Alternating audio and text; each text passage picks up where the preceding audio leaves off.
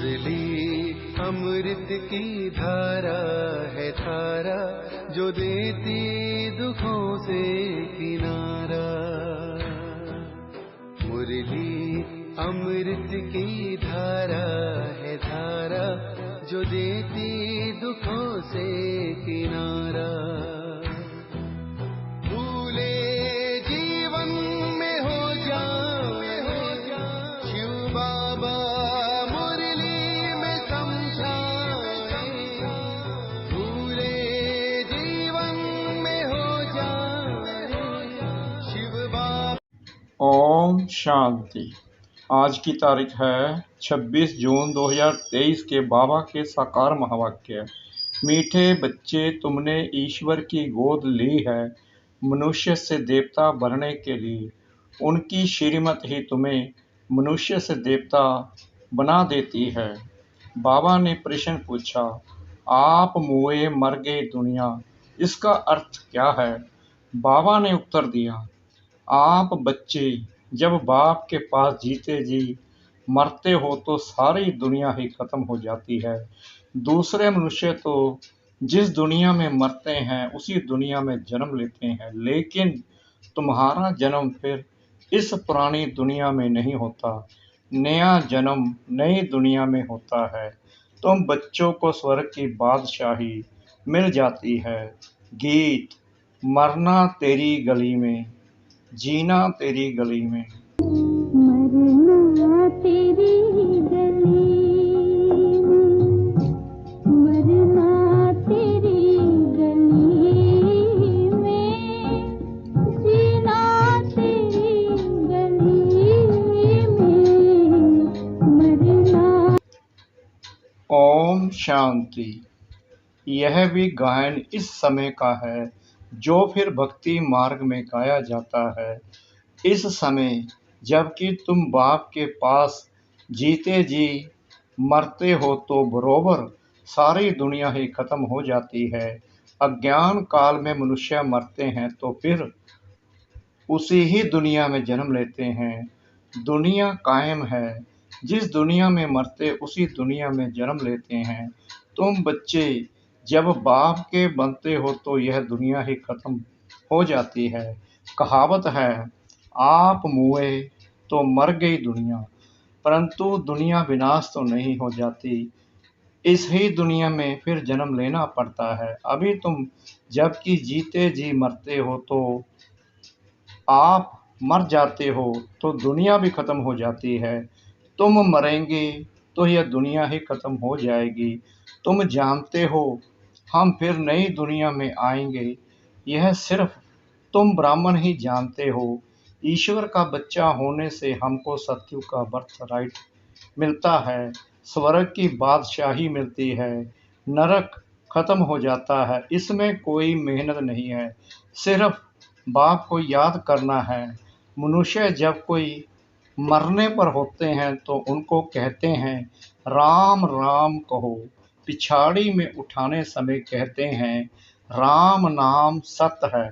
यह भगवान को ही कहते हैं राम नाम सत्य है, अर्थात परम पिता परमात्मा जो सत्य है उसका ही नाम लेना चाहिए।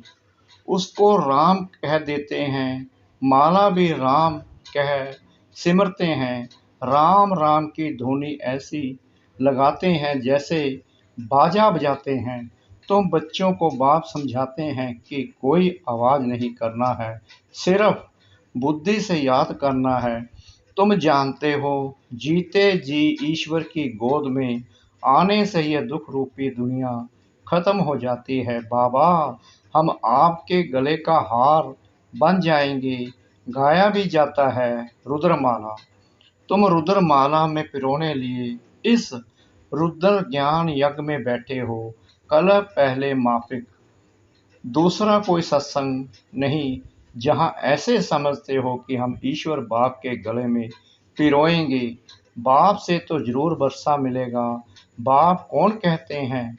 आत्मा। आत्मा में ही मन बुद्धि है ना। बुद्धि समझती है फिर कहती है। पहले संकल्प आता है, फिर कर्मेंद्रियों से कहा जाता है, बरोबर हम बाबा के बने हैं, बाबा के ही होकर रहेंगे। गॉड फादर कहते हैं ना, फिर पूछो तुम्हारे में गॉड फादर की नॉलेज है?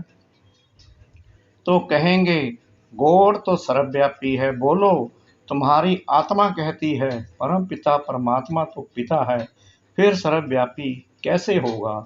बच्चे में बाप आ गया क्या?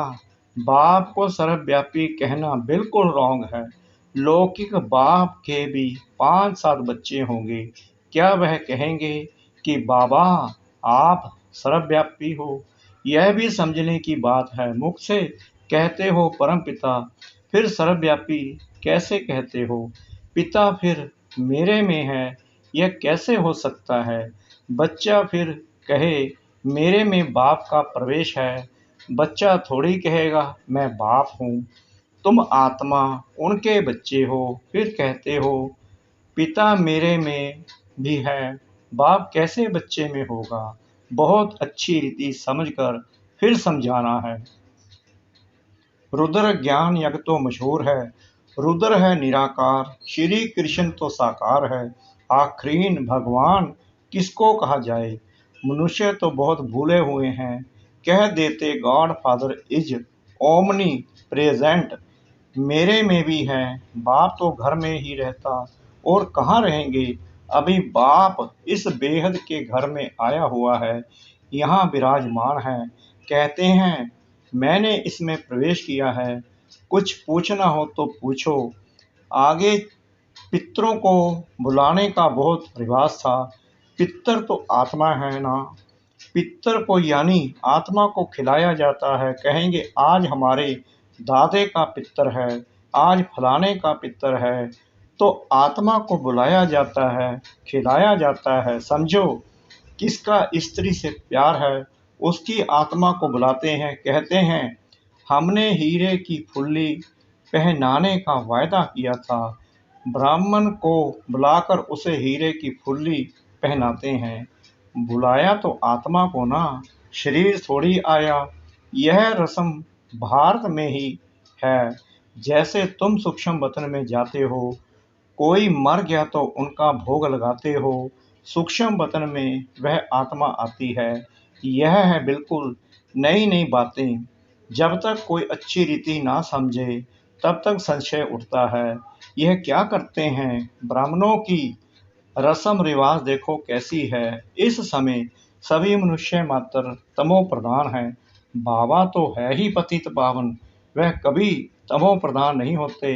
मनुष्य को पतित पावन नहीं कहेंगे।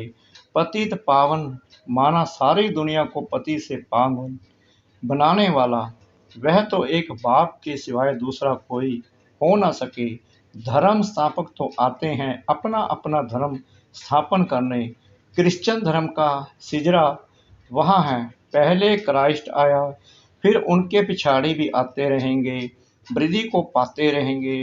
वह कोई पतित को पावन नहीं बनाते, नंबर वार उनों की संख्या आती है।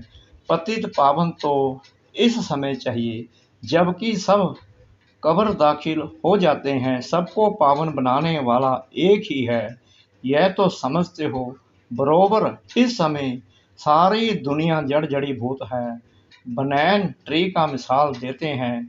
बहुत बड़ा झाड़ होता है, उनके नीचे बहुत पार्टियां जाकर बैठती हैं। उसका फाउंडेशन सड़ा हुआ है, बाकी सब टाल टालियां खड़ी हैं। यह भी झाड़ है। देवी देवता धर्म का जो झाड़ है उसका फाउंडेशन उल्टा ऊपर है और जड़ एकदम कट गई है। बाकी सब हैं। बीज हो तब तो फिर से स्थापन करे। बाप कहते हैं मैं फिर से आकर स्थापन कराता हूँ। ब्रह्मा द्वारा स्थापना, शंकर द्वारा विनाश।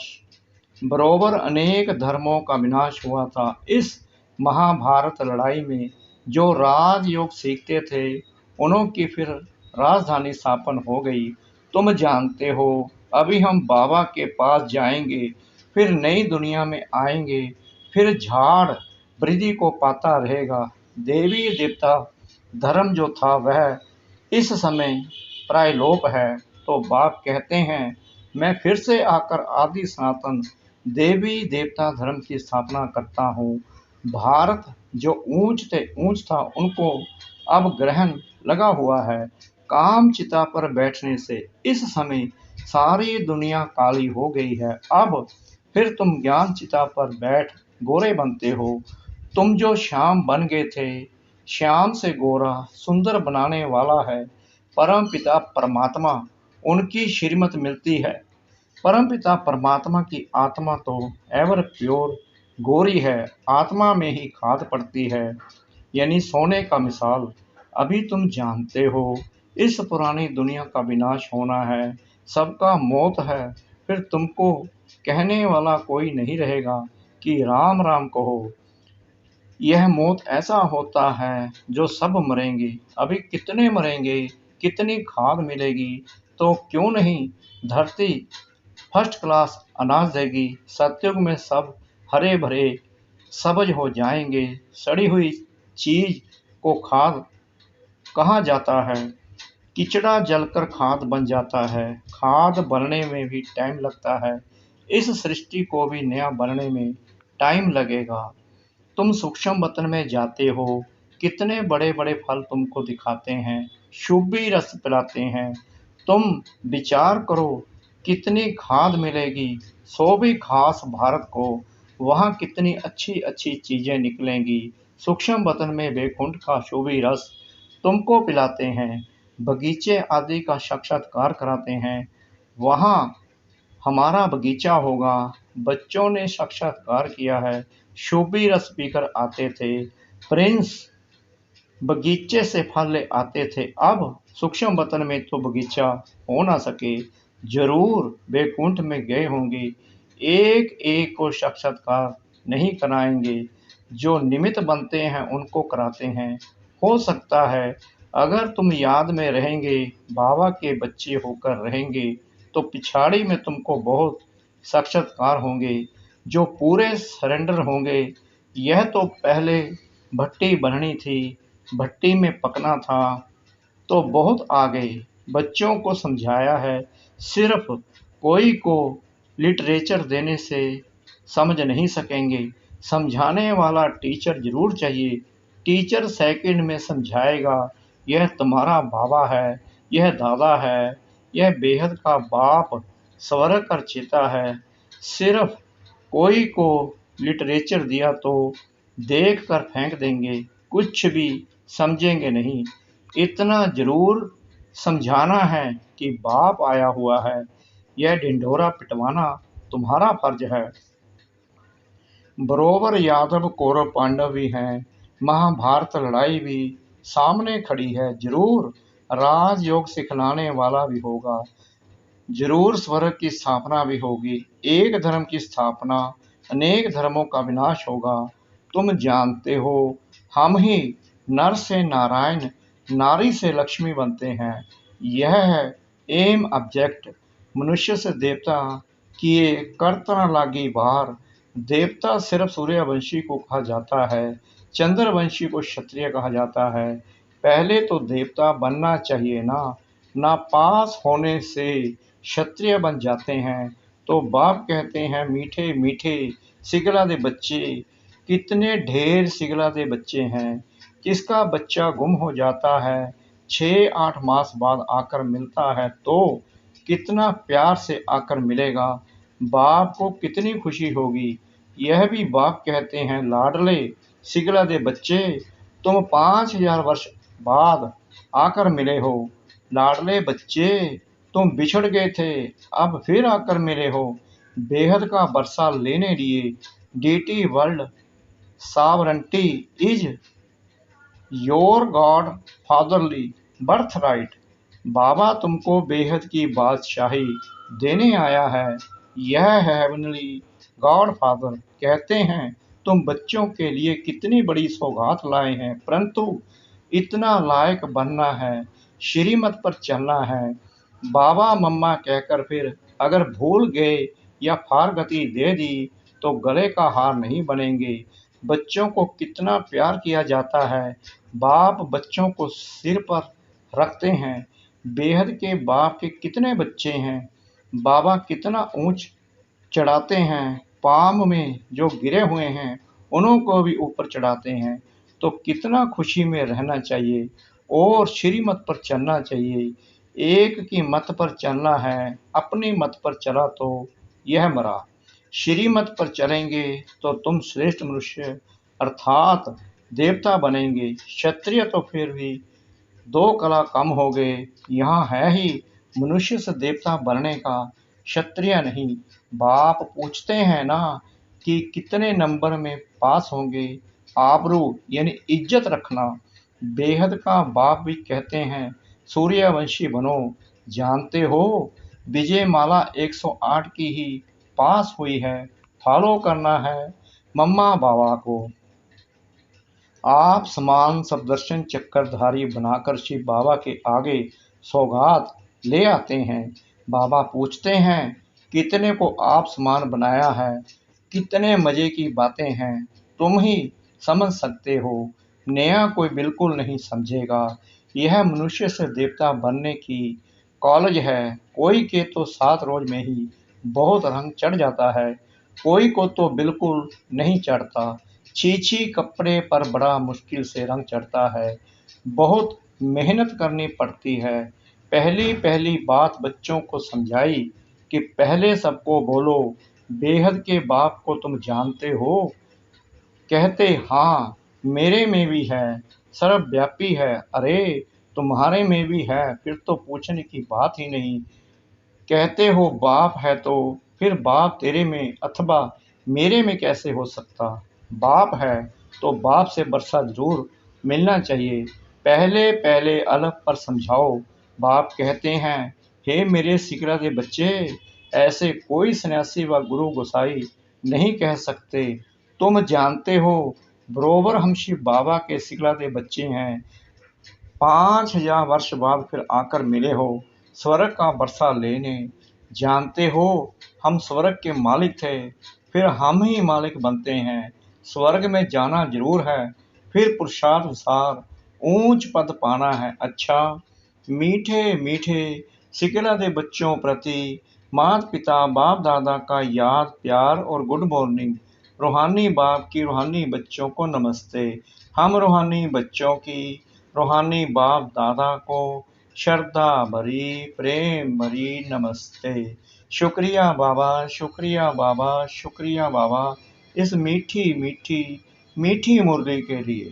धारणा के लिए मुख्य सार नंबर 1, मम्मा बाबा को फॉलो कर सूर्यवंशी में आना है। अपनी मत पर नहीं चलना है, श्रीमत से ऊंच देव पद पाना है। नंबर 2, हम बाबा के ही होकर रहेंगे, इसी निश्चय में रहना है। कभी किसी बात में संशय नहीं उठाना है। वरदान, बाप के हर डायरेक्शन व कायदे से फायदा लेने वाले मर्यादा पुरुषोत्तम भव। कहा जाता जितना कायदा उतना फायदा। इसलिए अमृत वेले से जो भी कायदे बने हैं उनसे कभी किनारा नहीं करो।